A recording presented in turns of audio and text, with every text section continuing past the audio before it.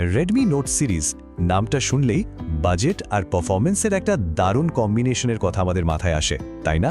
বছরের পর বছর ধরে এই সেগমেন্টের রাজত্ব করে আসছে।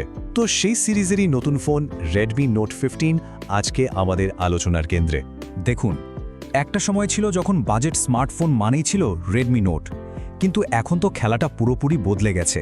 বাজারে এখন এত প্রতিযোগী, এত অপশন, তাই আসল প্রশ্নটা হলো এই ভিড়ের মধ্যে রেডমি নোট আদৌ নিজের জায়গা করে নিতে পারবে? তো আজকের এই বিশ্লেষণের মূল ফোকাস কিন্তু এটাই, রেডমি নোট 15 কি আগের ফোনগুলোর মতো সেই একই ম্যাজিক দেখাতে পারবে? চলুন তাহলে এক এক করে এর প্রত্যেকটা দিক ভালো করে দেখে নেওয়া যাক। তো চলুন সবার আগে কথা বলা যাক ডিজাইন আর ডিসপ্লে নিয়ে। মানে একটা ফোনের প্রথম ইমপ্রেশন তো এখান থেকেই তৈরি হয়। ডিজাইনের দিক থেকে বলতে গেলে খুব নতুন কিছু নেই। হাতে নিলে বেশ পাতলা আর হালকা লাগে, আর কার্ভ ডিজাইনের জন্য ধরতেও সুবিধা। একটা প্লাস্টিক ফিনিশ থাকলেও দেখতে কিন্তু বেশ প্রিমিয়াম। আর হ্যাঁ, IP66 রেটিং আছে, মানে ধুলোবালি বা হালকা পানির ছিটে ফোটা সামলে নেবে। তবে সাবধান, এটা কিন্তু পুরোপুরি ওয়াটারপ্রুফ নয়। আচ্ছা, এবার আসি ডিসপ্লেতে। বেশ বড় একটা 6.77 ইঞ্চির অ্যামোলেড স্ক্রিন আর 120 হার্টজ রিফ্রেশ রেটের কারণে স্ক্রলিংয়ের অভিজ্ঞতা এক কথায় অসাধারণ। দিনের আলোতেও বেশ ঝকঝকে দেখা যায়। কিন্তু একটা বড় কিন্তু আছে, আর সেটা হলো এখানে কোনো HDR ভিডিও সাপোর্ট নেই। এর মানে কি? মানে হলো ইউটিউব বা নেটফ্লিক্সের মতো জায়গায় কিন্তু সেরা কালারের ভিডিও দেখা যাবে না, যেটা বেশ অবাক করার মতো একটা ব্যাপার। ওকে, ডিজাইন ডিসপ্লে তো গেল, এবার চলুন কথা বলি ক্যামেরা নিয়ে, যেটা আজকাল ফোন কেনার অন্যতম বড় কারণ হয়ে দাঁড়িয়েছে। দেখুন, কাগজে কলমে 108 মেগাপিক্সেল শুনতে কিন্তু দারুণ লাগে, কিন্তু আসল খেলা তো রিয়েল লাইফ পারফরমেন্সে, আর এখানেই গল্পটা একটু অন্য মোড় নেয়। এই স্লাইডটা দেখলেই ক্যামেরার আসল চরিত্রটা পরিষ্কার বোঝা যায়। দিনের আলোয়, যথেষ্ট আলোতে ছবি একদম পরিষ্কার, রঙগুলো বেশ স্বাভাবিক, কোনো সমস্যা নেই। কিন্তু সমস্যাটা শুরু হয় যখনই আলো কমে আসে। কম আলোতে ছবি ডিটেলস অনেকটাই কমে যায়। পোর্ট্রেট মোডে ব্লারটা কেমন যেন নকল লাগে। আর 3x জুমের কথা তো বাদই দিলাম, কম আলোতে ওটা দিয়ে তোলা ছবি প্রায় ব্যবহারই করা যায় না। ভিডিওর ক্ষেত্রেও কিন্তু গল্পটা প্রায় একই রকম। মেন ক্যামেরা দিয়ে 4K-তে শ্যুট করা যায়, ঠিক আছে, কিন্তু আলট্রাওয়াইড বা ফ্রন্ট ক্যামেরা কিন্তু শুধু 1080pতেই সীমাবদ্ধ। তার উপর মাঝে মাঝে শাটার ল্যাগ দেখা যায়, মানে ক্লিক করার একটু পর ছবি ওঠে। আর রেকর্ডিংয়ের সময় জুম করতে গেলে ভিডিওতে একটা ঝাঁকুনিও চোখে পড়ে।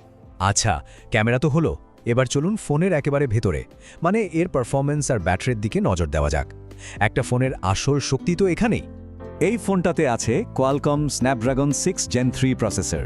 এখন এই প্রসেসরটা আসলে কেমন? সোজা কথায়, এটা দৈনন্দিন কাজগুলো ভালোভাবে করার জন্য বানানো হয়েছে, হাই এন্ড গেমিংয়ের জন্য নয়।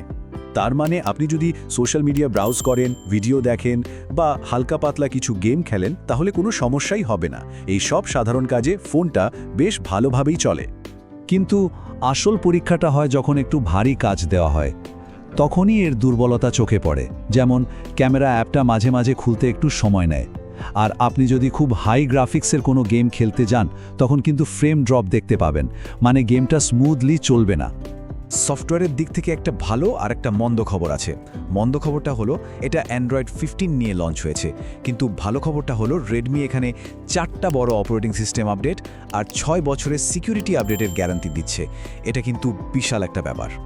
এখন তো সব ফোনে AI ফিচার নিয়ে মাতামাতি, কিন্তু এই ফোনটা এই দৌড়ে একটু পিছিয়ে পড়েছে। হ্যাঁ, সার্কেল টু সার্চের মতো কিছু বেসিক জিনিস আছে, কিন্তু AI ইরেজারের মতো কাজের ফিচারগুলো, যেগুলো দিয়ে ছবি থেকে বাড়তি জিনিস মুছে ফেলা যায়, সেগুলো কিন্তু এখানে নেই। তবে এই ফোনের একটা দিক নিয়ে কোনো অভিযোগ করার জায়গা নেই, আর সেটা হলো এর ব্যাটারি। 5520 মিলিঅ্যাম্পিয়ারের বিশাল ব্যাটারি, যা দিয়ে অনায়াসে একটা পুরো দিন চলে যাবে। আর বক্সে দেওয়া 45 ওয়াটের চার্জার দিয়ে মাত্র 45 মিনিটে ফোনটা ফুল চার্জ হয়ে যায়। এটা নিঃসন্দেহে একটা বড় প্লাস পয়েন্ট। তো সবকিছু মিলিয়ে শেষ কথা কি দাঁড়ালো? রেডমি নোট 15 নিয়ে চূড়ান্ত মূল্যায়নটা কি? দেখুন, সংক্ষেপে বললে রেডমি নোট 15 একটা ভালো ফোন, কিন্তু সবার জন্য নয়। এর ডিজাইনটা আরামদায়ক, ডিসপ্লেও বেশ উজ্জ্বল, আর ব্যাটারি লাইফ তো এক কথায় চমৎকার। দিনের আলোতে ক্যামেরাও ভালো কাজ করে, কিন্তু এর দুর্বল জায়গাগুলো বেশ গুরুত্বপূর্ণ, যেমন কম আলোতে ক্যামেরা পারফরমেন্স আর ভারী কাজে স্লো হয়ে যাওয়া। আর এই দুর্বলতাগুলোই একে সেরা হওয়ার দৌড় থেকে পিছিয়ে দিচ্ছে। তাহলে প্রশ্ন হলো, এই ফোনটা আসলে কাদের জন্য? যারা একটা ঝামেলাহীন নির্ভরযোগ্য ফোন চান, দৈনন্দিন কাজগুলো ভালোভাবে করতে পারলেই হলো, তাদের জন্য রেডমি নোট 15 যথেষ্ট ভালো একটা অপশন। কিন্তু যারা এই বাজেটে সেরা ফোনটা খুঁজছেন তাদের মনে একটা প্রশ্ন কিন্তু থেকেই যায়, রেডমি নোট 15 কি শুধু একটা নিরাপদ চলনসই ফোন, নাকি এটা বাজারের সেরা হওয়ার একটা বড় সুযোগ ছিল যা কোম্পানি কাজে লাগাতে পারল না? এই সিদ্ধান্তটা না হয় ভাবনার জন্যই তোলা রইল।